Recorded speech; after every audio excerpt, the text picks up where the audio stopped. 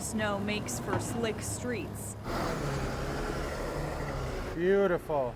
These guys at Ice Melt Milwaukee get the salt ready to keep you safe. As fast as we can get it in, we're treating it and sending it right back out. The owner, Austin Cordell, says between Wednesday's snow dump and the Valentine's Day weekend storm, his trucks are running nonstop.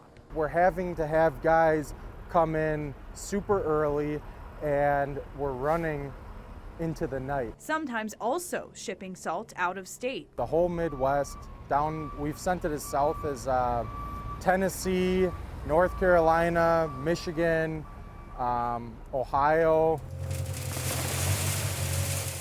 Each one of these is filled with 2,000 pounds of salt. The owner tells me that they can sell a couple hundred of these bags in 1 week.